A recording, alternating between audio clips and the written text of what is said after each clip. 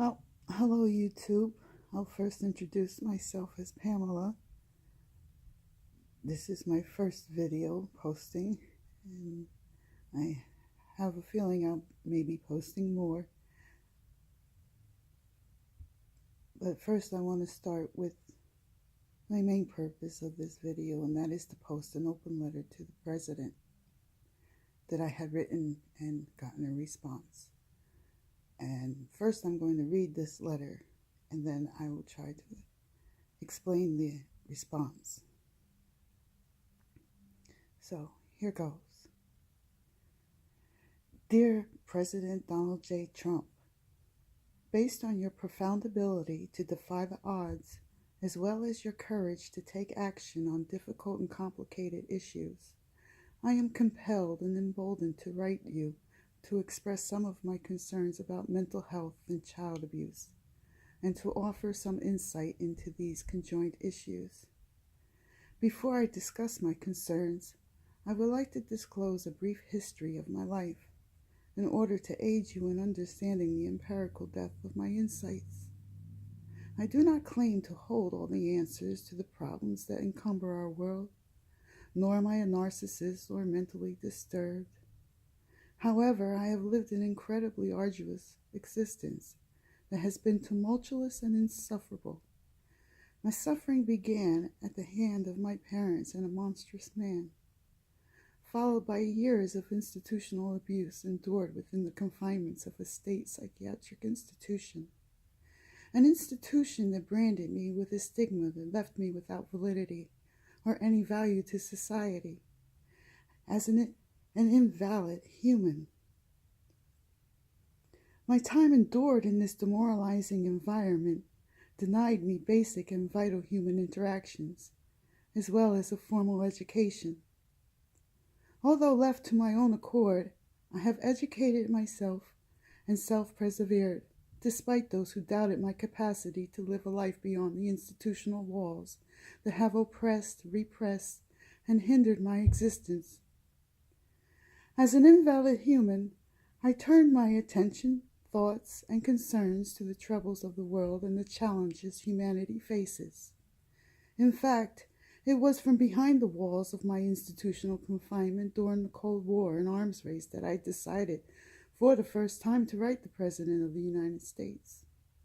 This instance occurred during the Reagan administration, making this my second attempt at writing to a president with the hope of creating positive change.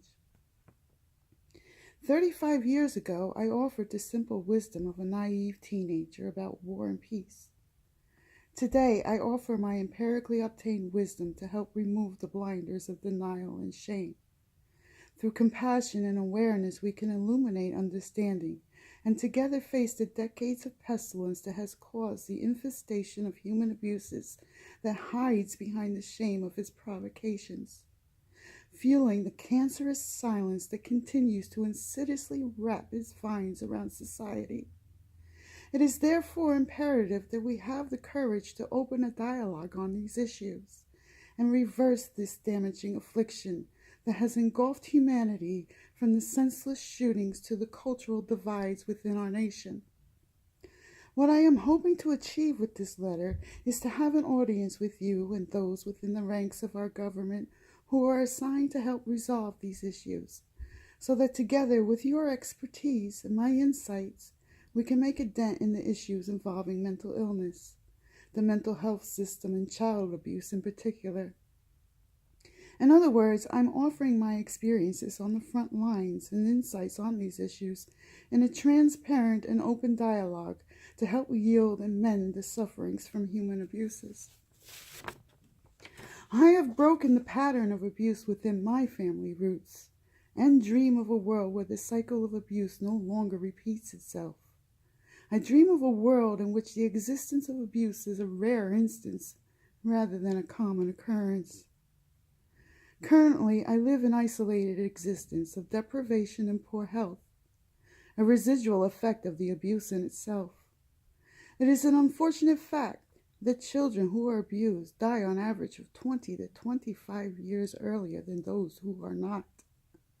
With this knowledge, I can't help but wonder why there isn't a steadfast pace towards rectifying this suffering. In a country that spends mass amounts of energy and resources to find cures for diseases like cancer, diabetes, etc., child abuse and mental health treatment should also be a significant issue of discussion and reformation. With these facts alone, it is no wonder why I would consider myself an invalid human. I will turn 50 years old this year, and due to my poor health and lifelong stresses, I fear I will not live more than another decade at best. Instances of abuse continue to run rampant behind the doors of homes across America and within the flaws of our mental health system. Despite my current situation, I still dream of creating a change by untangling myself from the chains of oppression and denial to become a link that helps to bridge the gap between societal ignorance and humanity. In closing, I hope that this letter reaches your thoughts and concerns so that I may be able to convey my hopes and ideas, therefore becoming a valid as well as a valuable human, in turn a valuable member of society, and not swept under the carpet per se or locked away in some degrading confinement to be forgotten like many of my peers before me.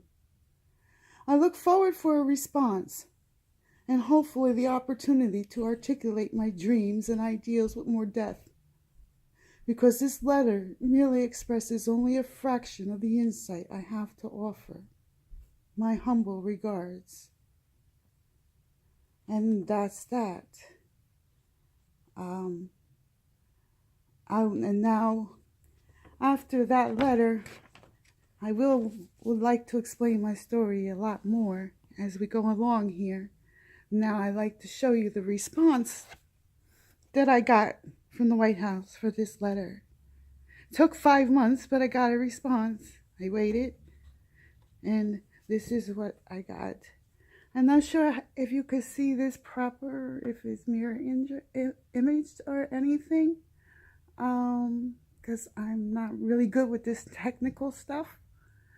But this is what it looks like. It's a card with a White House stamp and his signature. I'll read what it says. The White House, Washington. Yes, this is what it says here. It says, "Thank you for your thoughtful suggestions on how to address important issues facing our nation. I am honored to work on behalf of all Americans to grow our economy, protect our citizens, and strengthen American leadership around the world. When America is united, there is no challenge too great. Together we will prosper and we will get the job done. Thank you for your suggestions. Sincerely, Donald Trump." Now, I don't want to be harsh, but judging from this response, I feel very disappointed because I know that from what I wrote, that there is no way that he could have possibly have read this letter. And I don't hold judgments. All I want to do, and all I'm trying to accomplish by this, is to create change. And I'm posting this as an open letter, and I'm asking for the support of the community, of the American community, everybody, anybody who is willing to support and stand with me. Leave a comment, leave questions, and I'll make more videos, and I will go into more depth into this story and what I'm trying to do here and what I really wanted the president to hear as far as what I had to say, because the letter it doesn't really say what I really want to say and how and the things that I like to do, and I ask for very little.